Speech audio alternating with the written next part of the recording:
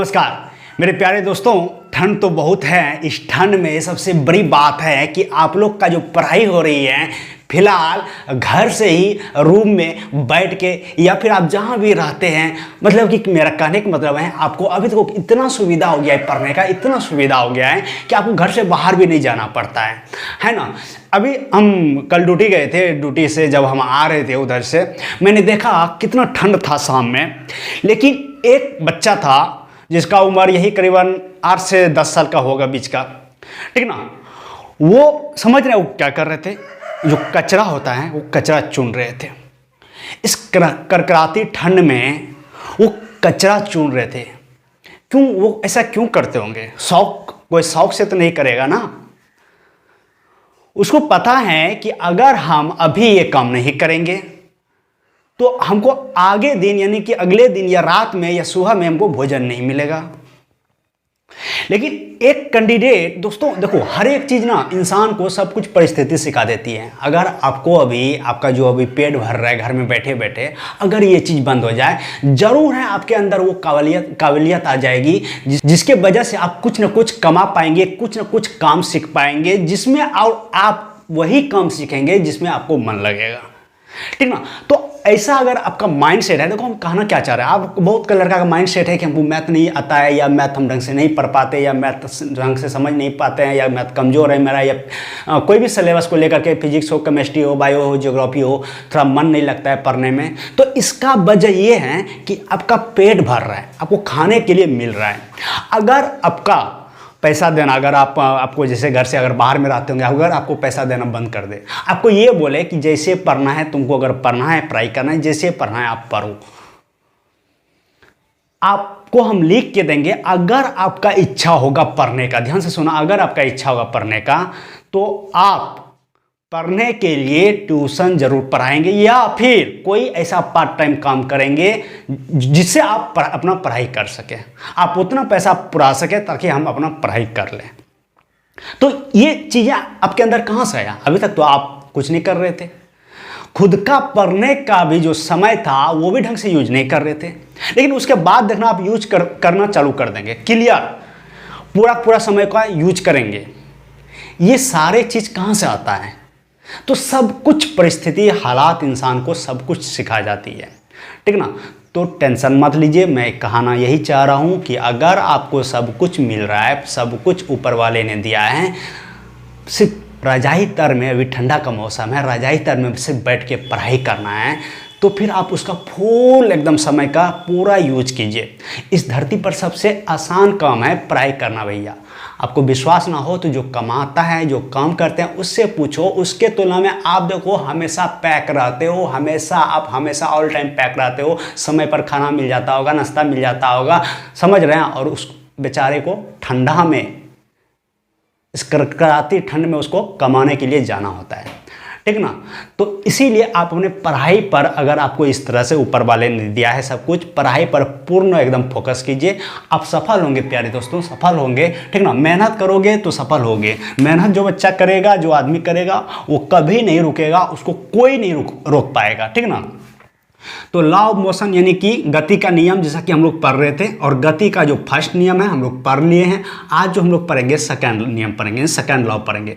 देखो, इससे एग्जाम में कई सारे क्वेश्चन पूछे जाते हैं, और जहां लड़का गलती करके आते हैं, ज़्यादातर लड़का गलती करके आते हैं। देखो, उस क्वेश्चन को करने से क्या फ़ायदा, जिसको बोलते हो हम जानते ही हैं, एक्चुअली आप गलत फहमी में हैं। वो क्वेश्चन सिर्फ आप ही नहीं जानते हैं, और 99% लड़का है, स्टूडेंट है जो जानते हैं। नॉर्मल क्वेश्चन है। क्वेश्चन वो करेंगे जहां थोड़ा सा आपको डिफिकल्ट लगे, वो क्वेश्चन करेंगे, तभी तो उस 100 में से अलग कर रहे हैं आप, तभी तो आपका रिजल्ट होगा। हम बोलते हैं भैया 50 क्वेश्चन ऐसे हैं जो नॉर्मल हैं, 50 क्वेश्चन ऐसे हैं जो नॉर्मल हैं, और आप डायरेक्ट देखते ही बोल दे कि हम जानते हैं। हाँ, आप जानते हैं, लेकिन आप ऐसा क्यों सोच रहे कि सिर्फ आप ही जानते हैं?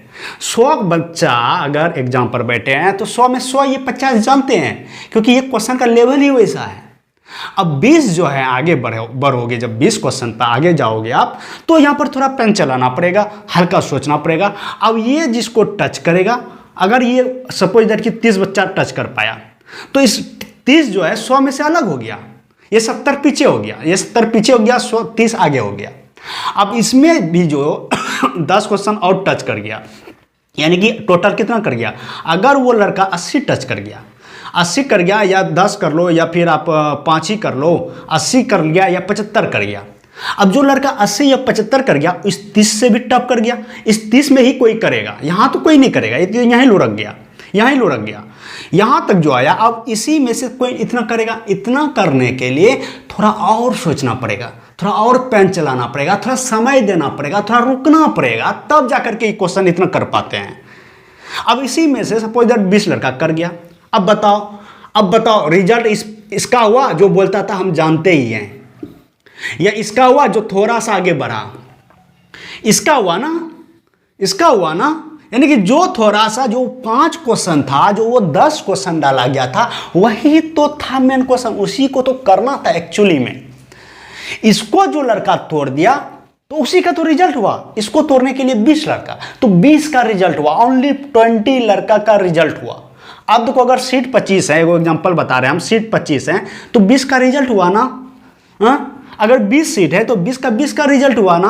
अभी देखो एलपी टेक्नीशियन में क्या हुआ, वही हो गया ना, सीट खाली खाली चला गया, लड़का पहुंच ही नहीं पाया।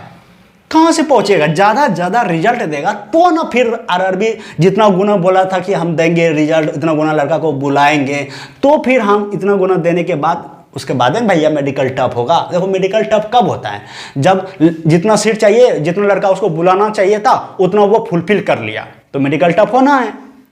अब जितना वो बुलाएगा उसको लड़के नहीं पूछ रहा है, मेडिकल कहाँ से टप होगा। जाओ मेडिकल में ऐसे घुसो और ऐसे बाहर निकल जाओ, ऐसे जैसे होता है ना, बोलता है पानी इधर से दूध में डाले, उधर दूध बाहर, बोलेगा दूध ही है।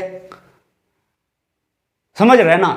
तो भैया कहने का मतलब आप इन क्वेश्चन पर काम करो, इन क्वेश्चनों पर काम करो जो आप जानते हैं। हम क्या बोलते हैं, जो जानते हैं, ये अच्छी बात है कि आप जानते हैं। उसको बनाए रखने के लिए मेरे प्यारे दोस्त, उसको बनाए रखने के लिए बस उसका रिवीजन करो, हल्का उस पर नजर गड़ाओ। लेकिन डिफिकल्ट क्वेश्चन जब करोगे आप, तब इन लड़कों से आप अलग हो जाओगे और यहां पहुंचोगे, आप यहां पर पहुंचोगे। जब इतना करोगे तो यहां पर पहुंचोगे, फिर आपका रिजल्ट होगा 100% होगा, ठीक ना।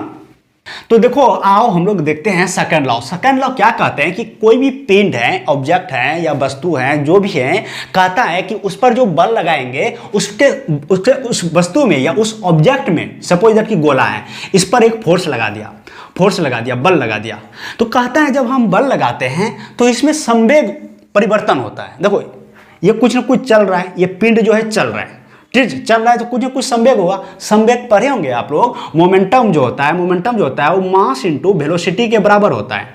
मास इंटू वेलोसिटी, यानी कि अगर इसका 5 kg वेट है और 5 मीटर पर सेकंड के से ये आगे की ओर बढ़ रहा है, तो हम बोलेंगे इसका संवेग निकल जाएगा, 25 हो जाएगा। कोई दिक्कत है? तो एक पिंड है जो गति कर रहा है, बोलता है जब हम इस पर बल लगाते हैं, यानी कि इसको धक्का देंगे तो क्या होगा, उसका वेग में परिवर्तन होगा। अभी ये 5 से चल रहा है, हो सकता है 6 में चल जाए, हल्का खींच लेंगे तो उल्टा उसका क्या होगा, स्पीड घट जाएगा।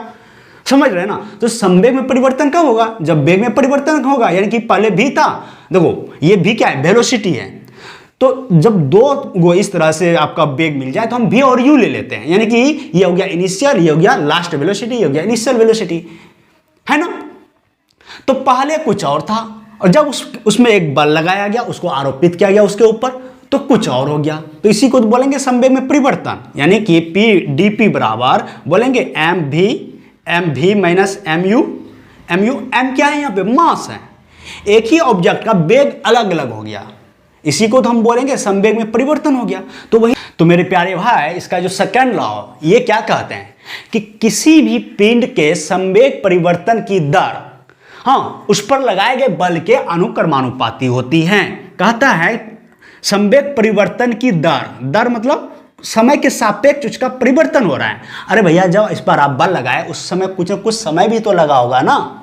तो वही कहता है कि किसी पिंड पर जब बल आरोपित किया जाता है तो उसमें उत्पन्न संवेग में परिवर्तन की दर बल के अनुक्रमानुपाती होती है, और जो संवेग में परिवर्तन होता है वो बल के दिशा में होता है। अगर इधर बल लगाए ना तो परिवर्तन जो होगा वो इधर ही होगा, ये नहीं कि उल्टा लगेगा। समझ रहे ना क्या कहता है, एक बार ध्यान से सुनो, इसको मिटाते हैं थोड़ा सा। कहता है कि किसी पिंड के संवेग परिवर्तन की दर, हाँ, किसी पिंड के संवेग परिवर्तन की दर उस पर आरोपित बल के अनुक्रमानुपाती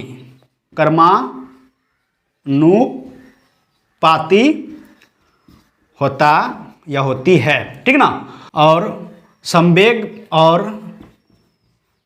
परिवर्तन की दर, संवेग परिवर्तन की दर बल के दिशा में होती है, बल के दिशा में होती है।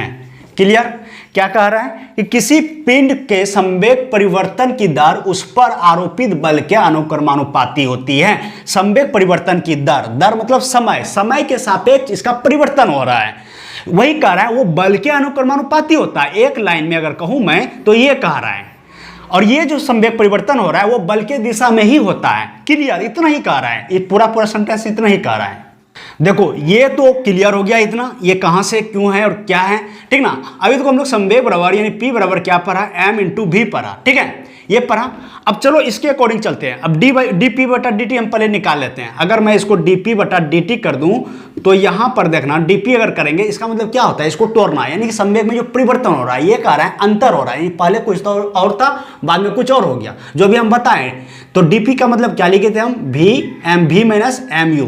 v और u क्या है, ये इनिशियल वेलोसिटी जो कुछ था, फोर्स लगाने पर कुछ और हो गया यानी लास्ट वेलोसिटी। तो mv माइनस mu बटा किसके सापेक्ष हो रहा है, समय के सापेक्ष। पहले समय कुछ और था बाद में समय कुछ और हो गया, तो t2 माइनस t1। तो देखो यहाँ पर क्या होगा, यहाँ पर m को बाहर कर लेते हैं हम, तो यहाँ पर क्या बचा, v माइनस u बटा t2 माइनस t1। अभी देखो वेग में परिवर्तन के दर को क्या कहते हैं, एक्सेलरेशन कहते हैं ना, त्वरण कहते हैं ना, यानी कि एक्सेलरेशन बराबर क्या होता है, v माइनस u बटा टी भी लिखते हैं और t2 माइनस t1 भी लिखते हैं, पढ़ लेना, ठीक ना। तो इसके बराबर हम लिख दूं, a लिख दूं, तो इसके बराबर मैं क्या लिख दूं, a लिख दूं, ये पूरा के बराबर मैं a लिख दूं, तो क्या हो जाएगा, m इंटू a हो जाएगा। तो मैं लिख दूं यहाँ पे f अनुक्रमानुपाती m इंटू a, तो f बराबर k लिख सकते हो यहाँ पे m इंटू a। k क्या है भैया, k बराबर क्या होता है, 1 होता है, कांस्टेंट वैल्यू। तो f बराबर क्या हो गया, m इंटू a, यही कहता है ना, देखो यही कहता है ना। अभी देखो यहां से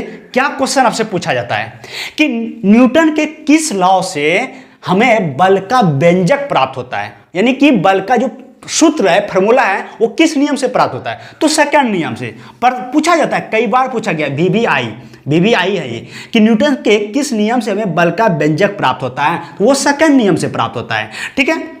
आप लोग इसका सेकंड लॉ ये भी पढ़े होंगे कि किसी भी पिंड पर आरोपित बल, हाँ, पिंड के द्रव्यमान, किसी भी पिंड पर आरोपित बल, पिंड का द्रव्यमान और आरोपित बल के कारण उसमें उत्पन्न त्वरण के गुणनफल के बराबर होता है। यह भी पढ़ेंगे, किसी भी पिंड पर आरोपित बल, पिंड के द्रव्यमान और उसमें उत्पन्न त्वरण के गुणनफल के बराबर होता है।